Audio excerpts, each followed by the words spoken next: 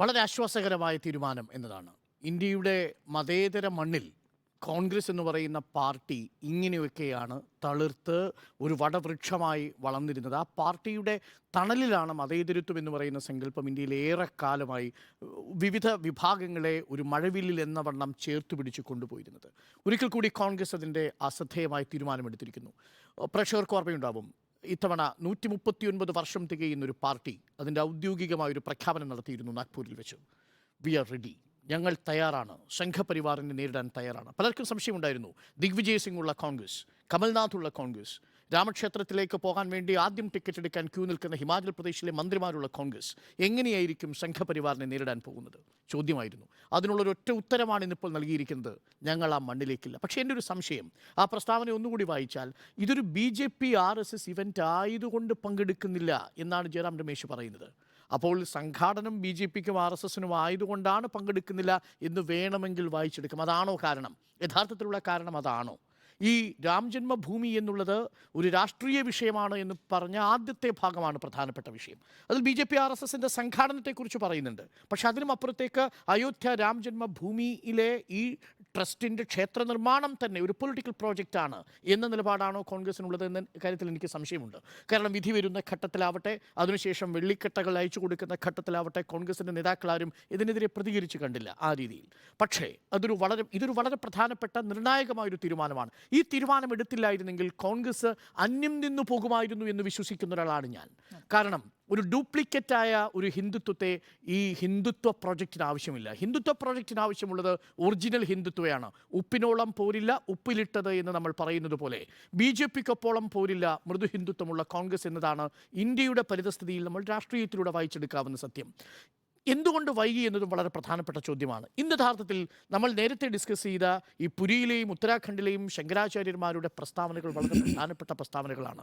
ഹിന്ദു സെക്റ്റിനുള്ളിൽ നിന്നുകൊണ്ട് തന്നെ, രാമാനന്ദ സെക്റ്റിനുള്ളിൽ നിന്നുകൊണ്ട് തന്നെ ഒരു വിമർശനവും ഒരു എതിരഭിപ്രായവും രൂപപ്പെടുന്നതുവരെ കാത്തിരിക്കുകയായിരുന്നു കോൺഗ്രസ് എന്ന് സംശയിക്കേണ്ടിയിരിക്കുന്നു. ഞാനിത് പറയാനുള്ള കാരണം ഇതിൽ പറഞ്ഞിരിക്കുന്ന വാചകങ്ങളുടെ സിമിലാരിറ്റിയാണ്. ഉത്തരാഖണ്ഡിലെ ശങ്കരാചാര്യർ പറഞ്ഞിരിക്കുന്നത് എന്താണ്? രാഷ്ട്രീയ നേതാക്കൾ പ്രതിഷ്ഠാകർമ്മം നിർവഹിക്കുന്നു എന്നുള്ളതാണ് ഇവിടെ സംഭവിച്ചിരിക്കുന്നത്. ഒരു ധർമാചാര്യൻ ചെയ്യേണ്ടത് പ്രധാനമന്ത്രി ചെയ്യുന്നു എന്നതാണ് പുരിയിലെ ശങ്കരാചാര്യർ പറഞ്ഞിരിക്കുന്നത്.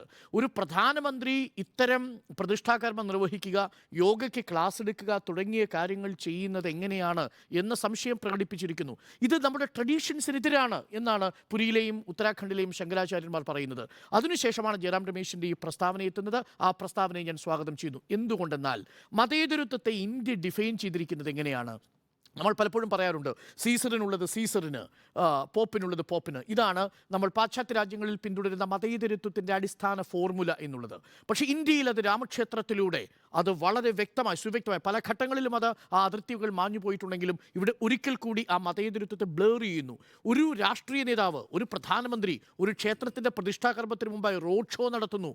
റോഡ് ഷോ മാത്രമല്ല, അന്നത്തെ 22-ാം തീയതി നടക്കാൻ പോകുന്ന പരിപാടിയുടെ ലിസ്റ്റ് പരിശോധിക്കുമ്പോൾ 1/2 കിലോമീറ്ററോളം അന്നും റോഡ് ഷോ നടത്തിയതിനു ശേഷമാണ് പ്രതിഷ്ഠാകർമ്മം നിർവഹിക്കാൻ വേണ്ടി പ്രധാനമന്ത്രി പോകുന്നത്.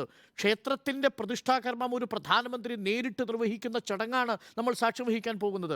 അവിടെ പ്രധാനമന്ത്രി ഈ പ്രതിഷ്ഠയുടെ തൊട്ടു മുന്നിലുണ്ടാവും, അതിന് തൊട്ടു താഴെയായി ബാക്കിയുള്ള കാർമ്മികരുണ്ടാവും, അതിന് തൊട്ടു താഴെയായി മറ്റു നേതാക്കൾ, അതിനും തൊട്ടു താഴെയായിരിക്കും ഈ അധീർ രഞ്ജൻ ചൗധരിയുടെയും മല്ലികാർജുൻ ഖാർഗെയുടെയും സോണിയാഗാന്ധിയുടെയും സ്ഥാനം.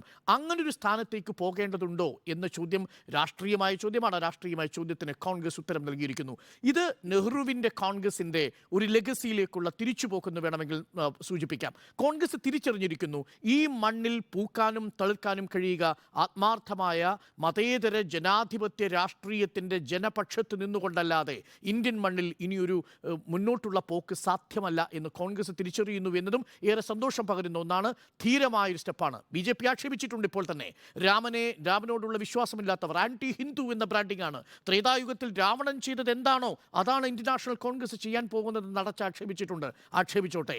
രാമനെ സ്നേഹിക്കാത്തവരാണെന്ന് പറഞ്ഞുകൊള്ളട്ടെ. പക്ഷേ ഇന്ത്യയെ സ്നേഹിക്കുന്ന, ഇന്ത്യയുടെ മതേതരത്വത്തെ പിന്തുടരുന്നവരാണ് തങ്ങളെന്ന് കോൺഗ്രസിന് സ്ഥാപിക്കാൻ സാധിച്ചാൽ അത് കോൺഗ്രസിന് ഗുണം ചെയ്യും എന്ന് തന്നെയാണ് എൻ്റെ പക്ഷം.